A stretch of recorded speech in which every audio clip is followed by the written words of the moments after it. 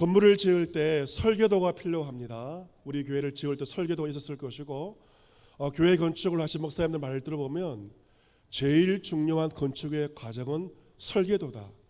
설계를 잘해야만 건축을 잘할 수 있다 이야기를 듣습니다.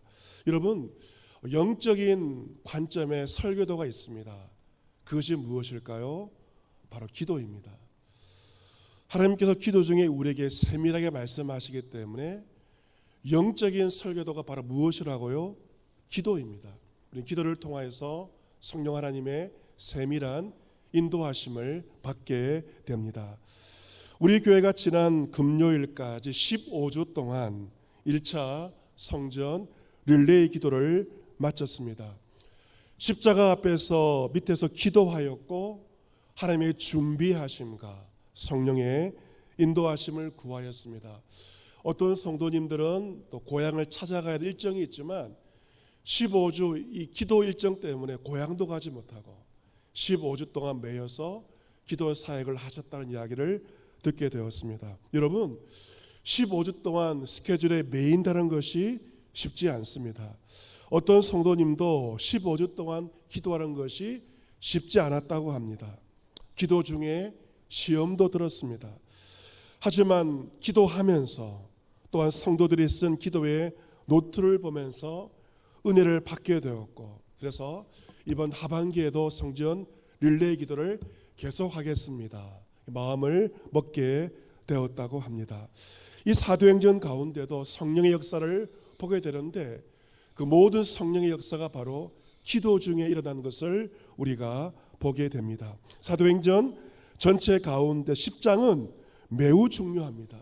왜냐하면 이 10장부터 바로 이방 선교가 시작되기 때문에 그렇습니다. 땅 끝까지 이어지는 이방 선교가 바로 사도행전 10장에서부터 시작됩니다. 그런데 그 이방 선교는 바로 베드로가 변화하는, 베드로가 회심하는 그 성령께서 주시는 사건을 통해서 마침내 이방 선교가 시작되는 것을 보게 됩니다.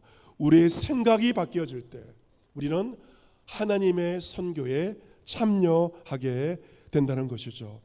사도행전 10장에 보시면 주인공 두 명이 등장합니다. 한 사람은 이방 사람 군인 백부장 고넬료였고, 또 다른 사람은 유대인이었던 사도 베드로였습니다.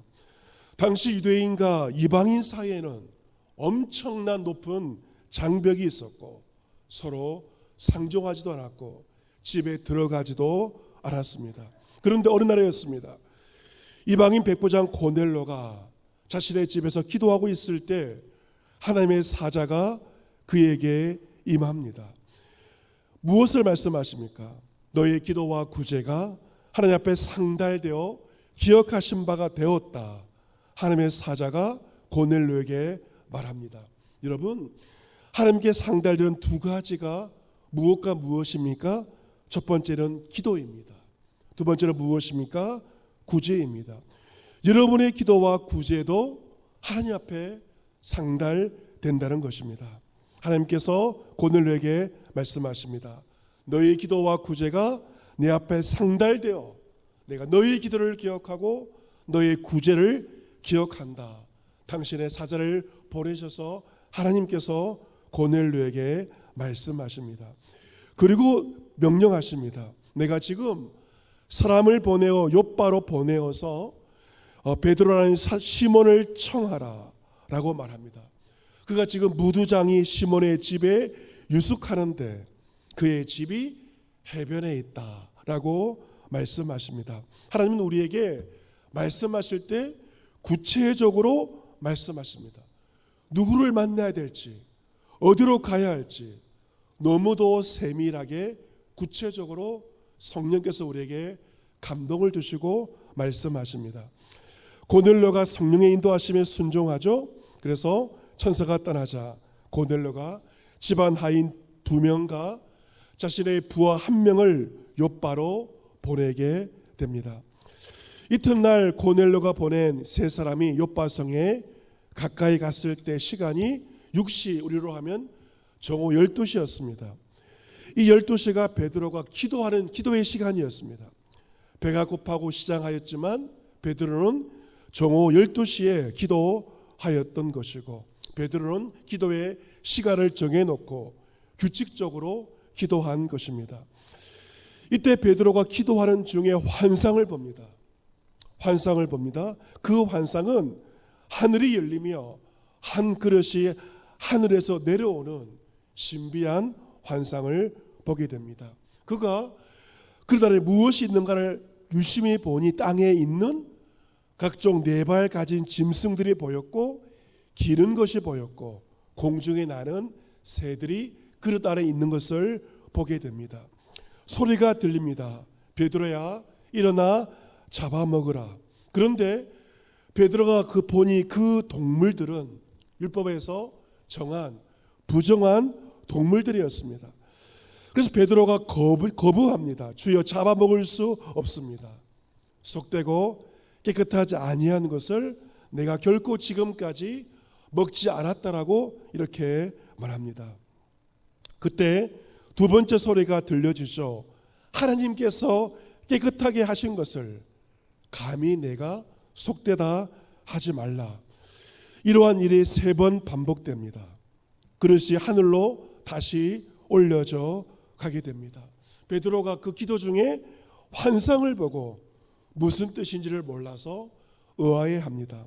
바로 그때 고넬료가 보낸 사람들이 시몬의 집을 찾아온 것입니다.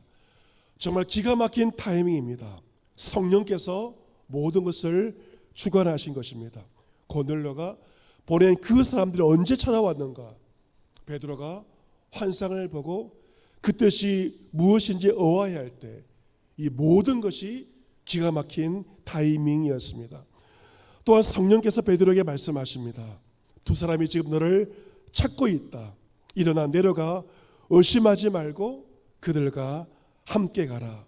저들을 내가 보내었다 라고 성령께서 베드로에게 말씀하십니다.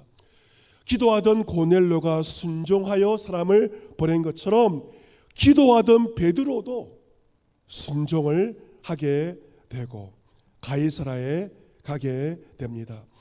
고넬료가 베드로를 맞이하죠. 베드로가 고넬료에게 말합니다. 내가 유대인으로서 이방인인 너와 함께 교제하며 가까이 하는 것은 위법인 줄을 너희도 알고 나도 안다. 하지만 내가 왜 왔느냐? 하나님께서 내게 지시하셨기 때문에 내가 너에게로 온 것이다. 내가 너에게 온 것이 유대인의 전통으로 위법이지만 성령의 지시하심에 순종하여 내가 이곳에 왔다라고 베드로가 이야기를 합니다. 베드로가 고넬료의 집에 있는 자들에게 하나님 주신 말씀을 선포합니다. 구원의 말씀을 선포하자. 말씀을 전하는 중에 설교 시간에 성령이 말씀을 듣는 모든 사람에게 내려오게 됩니다. 성령이 임하자 고넬료 집에 있던 이방인들이 방언을 말합니다. 방언을 말하고 하나님을 높이는 놀라운 일이 벌어지게 됩니다. 이것을 보고 베드로와 함께 온 유대인들은 깜짝 놀라게 됩니다. 왜냐하면 얼마 전 오순절 마가의 다락방에 임한 성령의 임하심이 이방 사람들에게도 동일하게 임하여서 이방인들도 방언으로 말하고 그리고 하나님을 높였기 때문에 그렇습니다. 베드로는 그들 모두에게 예수 그리스도 이름으로 세례를 베풀고 그들의 요청대로 그들의 집에서 며칠 동안 교제하면서 식사하고 성도 간의 교제를 나누게 되었습니다. 오늘 보면 사도행전 11장 1절을 보면 이 일이 예루살렘에 있는 사도들과 형제들에게 알려지게 되었습니다. 이방 사람들도 주의 말씀을 받았다함을 듣게 됩니다. 베드로가 예루살렘에 올라갔을 때 유대인 할례자들이 베드로를 비난합니다. 왜 너가 무할례자 이방인의 집에 들어가서 함께 밥을 먹었느냐 하면서 추궁을 하게 된 것입니다. 그때 베드로가 그 사람들에게 이 일을 차례로 설명을 합니다. 베드로도 사람이기 때문에 추궁을 받았을 때 기분이 상했을 것입니다. 하지만 그는 감정을 추스리고 차례차례 그들에게 하나님의 놀라운 역사들을 설명을 하게 되는데요. 10장의 내용이 11장에 그대로 기록되어 있습니다. 왜 그대로 반복되었는가? 그냥 한 것이 아닙니다. 중요하기 때문에 10장의 일들이 11장에 그대로 반복되어 기록이 되어 있습니다. 그래서 5절, 11장 5절, 6절, 7절, 8절, 9절까지 10장의 내용이 반복해서 기록이 되어 있습니다.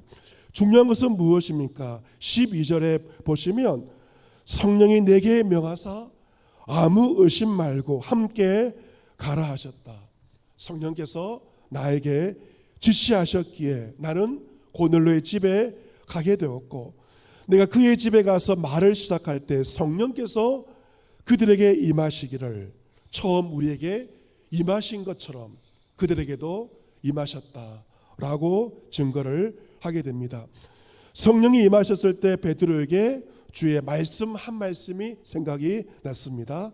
어떤 말씀일까요? 11장 16절 말씀 우리 같이 한번 읽어보도록 하겠습니다. 11장 16절 같이 읽습니다. 시작. 내가 주의 말씀에 요한은 물로 세례를 베풀었으나 너희는 성령으로 세례를 받으리라 하신 것이 생각났노라. 아멘. 성령이 임할 때 베드로에게 주의 말씀이 기억났죠. 그것은 바로 요한은 물로 세례를 베풀었으나 너희는 성령으로 세례를 받으리라. 예수 그리스도의 말씀이 생각이 났습니다. 예수님의 약속의 말씀, 내가 성령을 보내리라. 약속의 말씀이 바로 성취가 된 것입니다. 17절에서 베드로가 말합니다. 그런즉 하나님이 우리가 주 예수 그리스도를 믿을 때 주신 것 같은 선물을 그들에게도 주셨으니 내가 누구이기에 하나님을 능히 맡겠느냐 하더라. 아멘. 예수를 믿는 자에게 주시는 하나님의 선물이 있습니다. 어떤 선물일까요? 바로 하나님은 성령의 선물을 주시는 것입니다. 예수를 믿을 때 받은 성령의 선물, 유대인들에게만 주신 것이 아니라 저 이방인에도 하나님이 주셨기 때문에 내가 누구에게 하나님을 맡겠느냐라고 베드로가 말하고 있습니다. 하나님은 유대인들에게만이 아니라 이방인들에게도 성령의 선물을 주신 것입니다. 베드로는 말합니다. 내가 이방인들에게 가서 주의 말씀을 전하고 그들과 함께 며칠 동안 교제한 것은 내가 한 것이 아니고 성령께서 시키신 것이고 성령님께 순종한 것에 불과하다라고 차례차례 유대인들에게 말하고 있습니다. 내가 누구에게 하나님을 능히 맡겠느냐? 하나님이 하시는 일을 그 누구도 막을 수 없다. 막을 수가 없고 순종해야 한다는 것입니다. 이처럼 베드로가 차례차례 잘 설명하자 18절 말씀 보시면 예루살렘에서 베드로를 비난하던 자들이 태도가 바뀝니다. 베드로의 말을 듣고 잠잠합니다. 베드로를 비난하던 그들이 입을 다물고 잠잠해지게 되고 하나님께 영광을 돌리게 됩니다. 베드로를 책망하던 반대의 목소리가 잠잠해지고 그들 역시 이 모든 일을 행하시는 하나님께 찬양하는 것으로 바뀌어지게 된 것입니다. 여러분, 사도행전 10장과 11장의 모든 일들은 누가 하신 일인가? 바로 성령께서 하신 일입니다. 물론 고넬료가 주인공처럼 보이고 사도 베드로가 주인공처럼 보이지만 근본적으로 누가 하셨는가? 바로 성령께서 베드로를 주관하시고 고넬료를 주관하신 것입니다. 그래서 사도행전에 별명이 있죠. 바로 성령 행전입니다. 같이 보겠습니다. 사도행전은 성령 행전입니다. 실제로 일어나서 사도들이었지만 그들을 주관하시고 인도하신 분은 누구였다고요? 바로 성령이시기 때문에 사도행전을 성령 행전으로 부르고 있습니다. 고넬료와 베드로는 성령의 이끄심에 기도 중에 순종한 것입니다. 고넬료와 베드로도 순종하였고 베드로를 비난하였던 유대인들도 이 모든 성령의 역사하심을 듣고 그들이 잠잠하여졌고 오히려 하나님께 영광 돌리며 성령의 역사에 비난하는 사람들도 순종하게 된 것입니다. 여러분, 이 선교는 하나님의 선교라고 말할 수가 있습니다. 이방 사람들에게 누군가에게 복음을 전하는 선교는 하나님의 선교입니다. 선교는 교회가 하는 것이 아닙니다. 교회가 하는 것처럼 보이지만 사실 선교의 주체는 성부, 성자, 성령 하나님이시고 교회와 선교팀과 선교회는 성부, 성자, 성령 하나님께 순종하는 것입니다. 여러분, 이 선교를 주도하시는 성령의 지시하심을 언제 받는가? 바로 기도할 때입니다. 고넬료와 베드로가 두 사람이 기도할 때 그들은 바로 기도의 그 자리에서 성령의 지시하심을 받았고 놀라운 복음의 역사가 일어나게 되었습니다.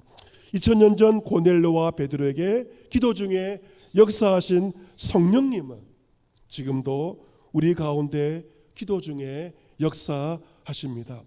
우리 교회 전교회에 쓰는 릴레이 기도회가 지난 금요일에 은혜 가운데 마치게 되었습니다.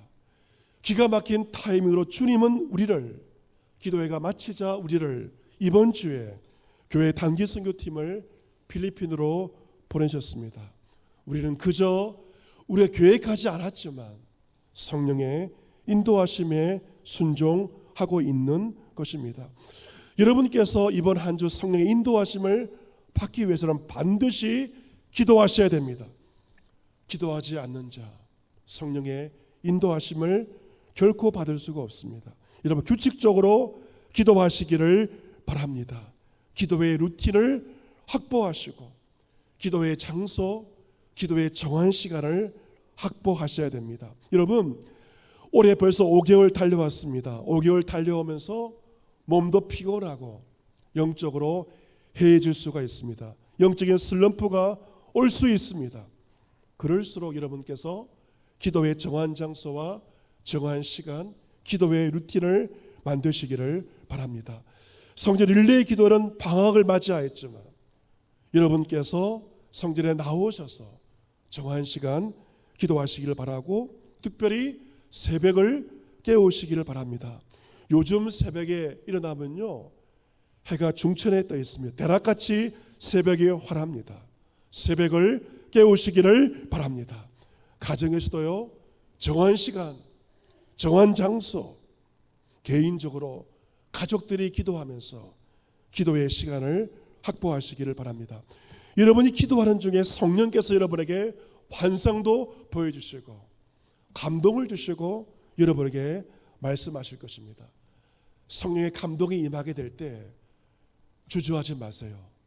베드로처럼 고넬료처럼 즉시 순종하시기를 바랍니다. 즉시 순종할 때 놀라운 성령의 일하심을 여러분은 경험하게 될 것입니다. 순종하지 않는 자 말이 많습니다. 하지만 순종하는 자 잠잠합니다.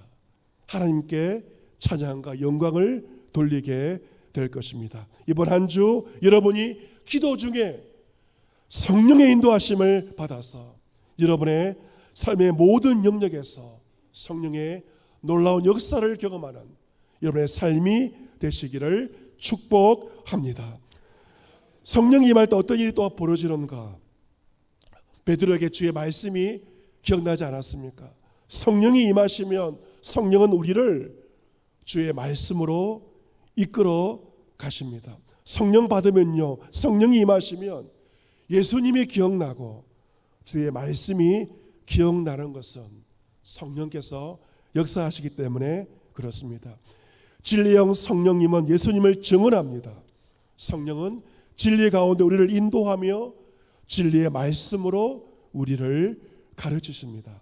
예수님께서 하신 모든 말씀을 생각나게 하시는 것입니다.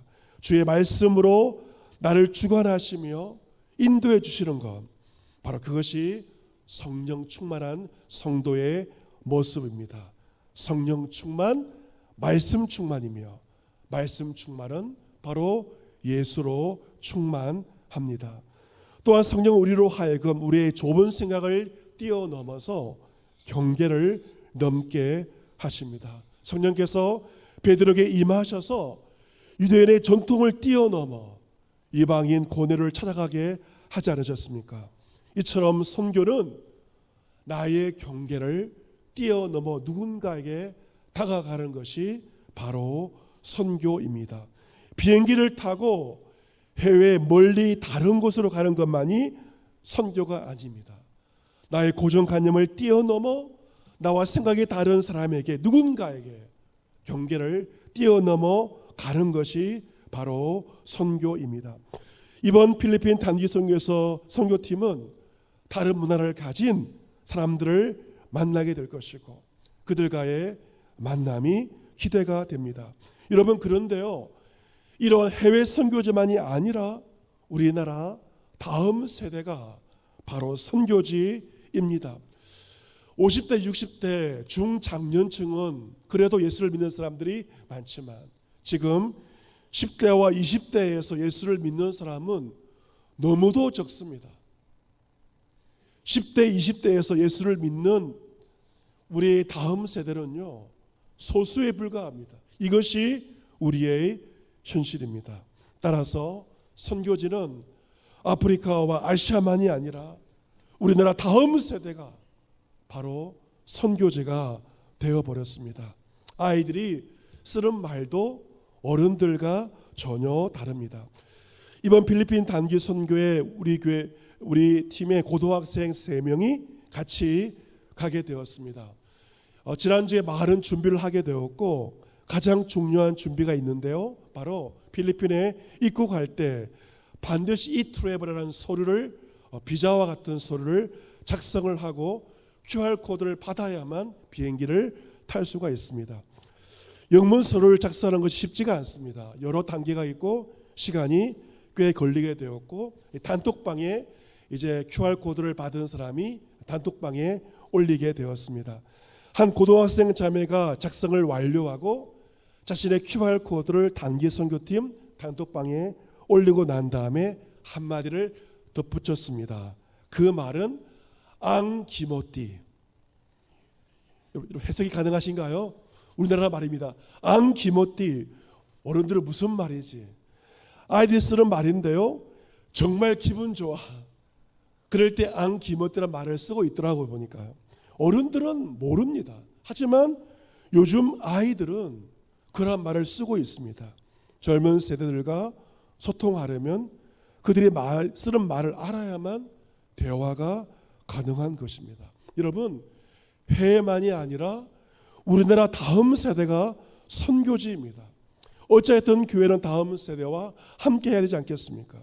이번에 이 단기 선교를 가면서 고등학생 3명과 함께 선교지에 가는 것은 정말 뜻깊은 일이라고 말할 수 있을 것입니다. 베드로는 성령의 인도하심 가운데 고넬료의 집에서 며칠을 머물렀습니다. 이번에 단기 선교팀도 선교지에서 4박 5일 동안 숙식을 함께할 예정입니다.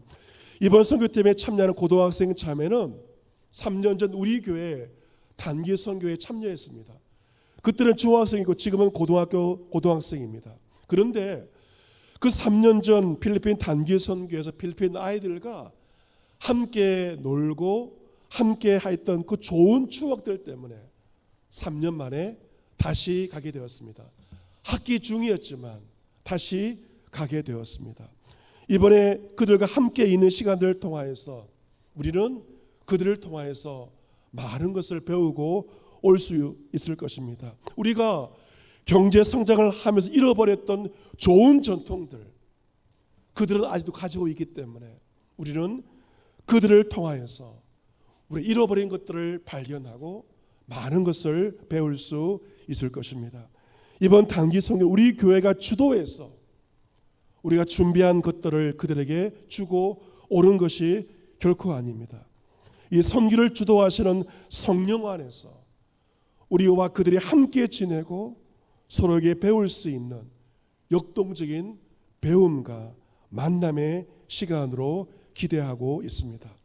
사랑하는 성도 여러분, 이번 한 주 필리핀 단기 선교팀이 성령의 이끄심 가운데 선교지로 나아가는 것처럼 여러분도 여러분의 삶의 자리에서 성령의 이끄심에 순종하시기를 축복합니다.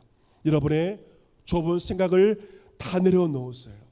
경계를 뛰어넘어 누군가에게 이번 한 주간 다가가시기를 바랍니다. 다음 세대에게 나아가서 이야기를 한번 해보세요. 어르신들에게 한번 접근해 보십시오. 외로운 누군가에게 먼저 다가가서 말을 건네보십시오. 우리 주에 살고 있는 이주민들, 외국인 근로자들, 그들에게 한번 다가가서 말을 한번 건네보시기를 바랍니다.